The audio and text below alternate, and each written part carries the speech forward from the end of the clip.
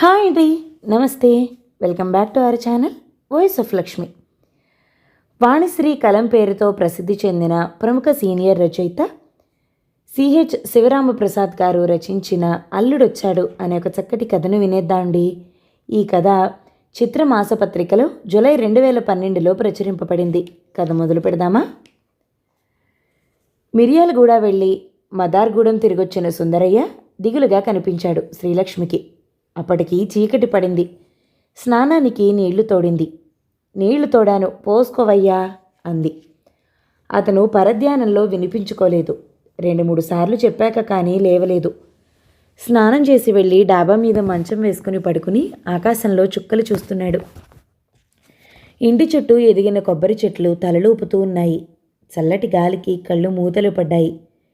ఏందయ్యా అట్టా ఉండావు అన్నది శ్రీలక్ష్మి మంచం మీద అతని పక్కనే కూర్చుని. ఏం లేదులేవే అన్నాడు సుందరయ్య కళ్ళు తెరిచి. భర్త ఏదో విషయమై మదన పడుతున్నాడని ఆమె గ్రహించింది. పెళ్ళైన కొత్తలోనే అతని మనస్తత్వం ఆమెకు అర్థమైంది. ఏదైనా సమస్య ఎదురైతే ఒక స్థిమితంగా ఉండలేడు. అది తీరేదాకా మదన పడుతూనే ఉంటాడు. కంగారెక్కువ. పొలంలో నాటడానికి తెల్లారగానే వస్తామన్న కూలీలు రాకపోతే ఇక కాలుగాలిన పిల్లిలా అటు ఇటు తిరుగుతూ ఉంటాడు. వాళ్ళొచ్చే వరకు కంగారుగానే ఉంటాడు. ఎరువులు దొరకపోయినా అంతే. మిర్యాలగూడలో దొరక్కపోతే కోదాడో హుజూర్ నగరో పోతాడు. అక్కడి నుంచి మోసుకొస్తాడు. నాట్లేసి కలుపు తీసి కోతలయ్యే వరకు నిద్రపోడు. ధాన్యం బస్తాలకెత్తాక అమ్మి డబ్బు తెచ్చే వరకు అంతే.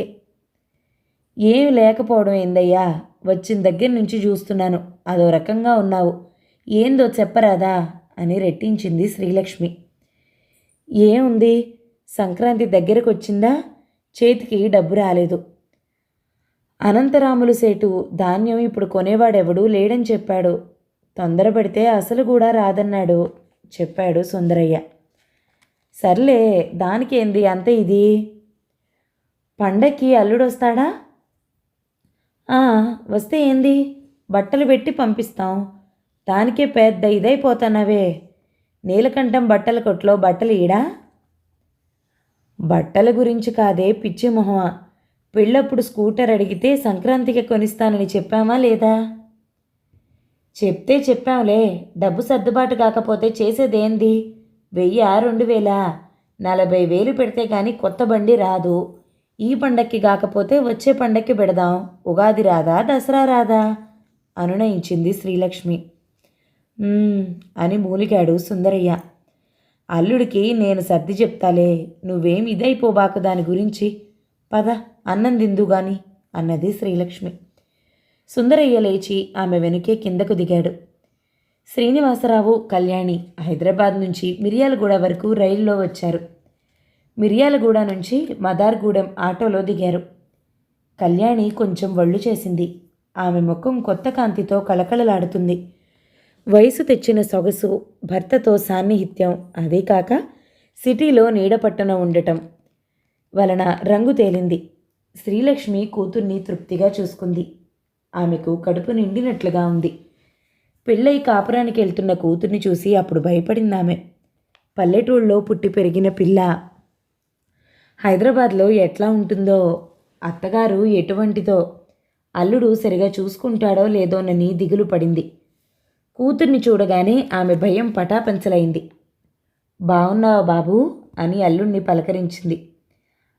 బాగున్నానండి, మీరెలా ఉన్నారు, పంటలు ఎలా ఉన్నాయి అంటూ పరామర్శించాడు.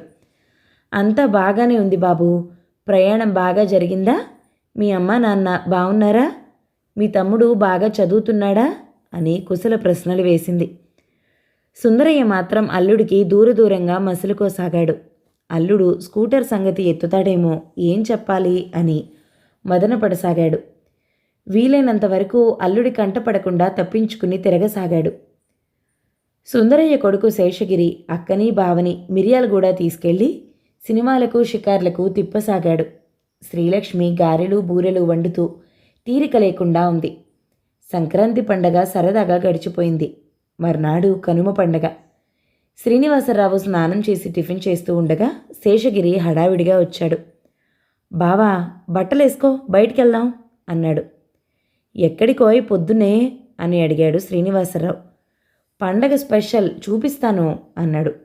ఏంటో అన్నాడు. నాకు తెలిసిందిలేరా అంది కళ్యాణి నవ్వుతూ. అక్క నువ్వు చెప్పొద్దు అన్నాడు శేషగిరి తల అడ్డంగా ఊపుతూ. సర్లే పద, ఏం స్పెషల్ చూపిస్తావో మీ ఊళ్ళో అని నవ్వుతూ బామ్మర్ది వెంట నడిచాడు శ్రీనివాసరావు. ఇద్దరూ బయలుదేరారు. సబ్ కెనాల్ గట్టు మీద నడుస్తున్నారు. దాదాపు 2 కిలోమీటర్లు నడిచారు. నూర్పిళ్లు పూర్తవటం మూలాన పొలాలన్నీ బోసిగా కనిపిస్తున్నాయి. అలవాటు లేని ఎండ నడకతో ఉక్కిరిబిక్కిరి అయ్యాడు శ్రీనివాసరావు. హైదరాబాద్ వాతావరణానికి మిరియాలగూడ ఊళ్ళలో దానికి తేడా ఉంది.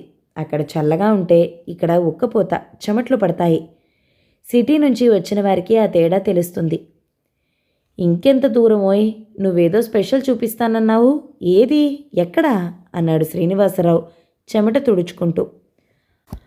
అదిగో బడాయిగడ్డ, ఆ చింత చెట్ల దగ్గరే స్పెషల్ అంటూ గబగబా అడుగులు వేశాడు. అక్కడ కోడి పందాలు జరుగుతున్నాయి. జనం గుంపుగా చేరి చూస్తున్నారు.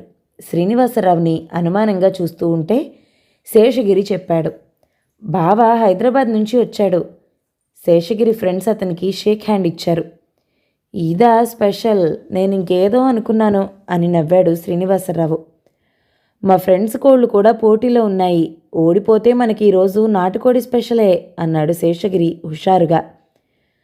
బడాయిగడ్డ చింతల తోపులో బాగా టైంపాస్ అయింది శ్రీనివాసరావుకి. కోడి పందాలు చూస్తున్న వాళ్ళు పందాలు పై పందాలతో హుషారుగా ఉన్నారు. దర్జాగా కోడి పందాలు ఇస్తున్నారు. పోలీసుల గొడవలేదా అడిగాడు శ్రీనివాసరావు. నువ్వెక్కడి అమాయకపు మొగుడివిరా బాబు అన్నట్లు చూసి నవ్వాడు శేషగిరి. పోలీసులా అని పకపక నవ్వాడు. శ్రీనివాసరావుకి అర్థమైంది. మేనేజ్ చేస్తారన్నమాట అన్నాడు.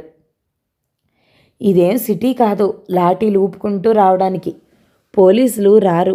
మా సర్పంచ్ హోమ్ మినిస్టర్కి ఫోన్ చేస్తాడు అన్నాడు శేషగిరి గర్వంగా. అబ్బో అన్నాడు శ్రీనివాసరావు నవ్వుతూ. లంచ్ టైం వరకు అక్కడ కాలక్షేపం చేసి ఇద్దరూ తిరుగుముఖం పట్టారు.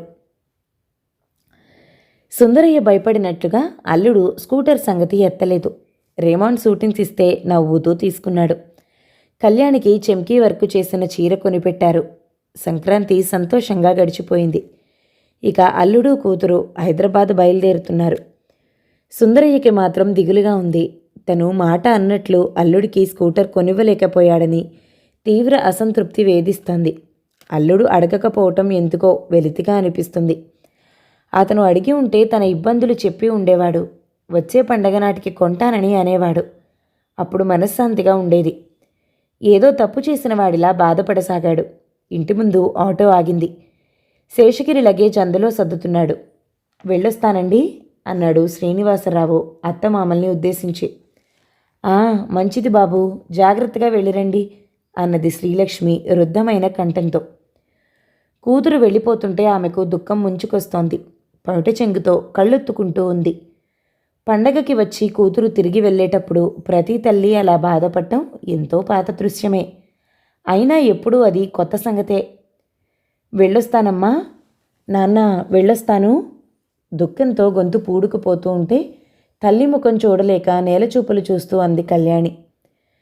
శ్రీనివాసరావు ఆటో దగ్గరికి వెళ్తూ ఉంటే అతని వెనకే అడుగులు వేస్తూ, ఏమనుకోకండి అల్లుడు గారు అన్నాడు సుందరయ్య.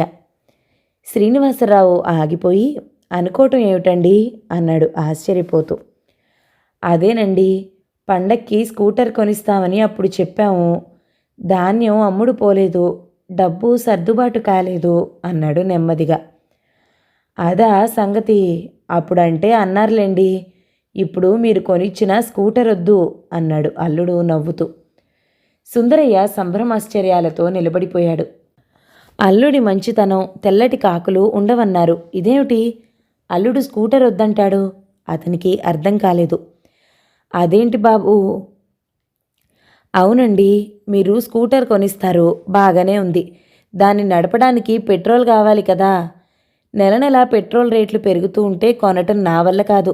సగం జీతం పెట్రోల్కే పోతుంటే సంసారం ఎలా నడుస్తుంది? మా ఫ్రెండ్స్ చాలామంది స్కూటర్లు అమ్మేసి సైకిళ్ళు తొక్కుతున్నారు. నేను అంతే అన్నాడు అల్లుడు నవ్వుతూ. సుందరయ్య దిగులంతా గాలిలో తేలిపోయింది. అల్లుడి మంచితనానికి అదన్నమాట కారణం. దేవుడా, నెల నెల పెట్రోల్ ధరలు పెంచుతూ ఉండు, దేశంలో అల్లుళ్ళంతా మంచివాళ్ళైపోతారు అని మొక్కుకున్నాడు సుందరయ్య. అమాయకంగా అల్లుళ్ళంతా ఒకే తీరు అనుకుని. కథ సమాప్తం. ఈ కథ గనక మీకు నచ్చినట్లయితే లైక్ చేయండి, షేర్ చేయండి, మంచి కామెంట్ చేయండి. మన ఛానల్ని తప్పకుండా సబ్స్క్రైబ్ చేయండి. Thank you so much for watching. నమస్తే.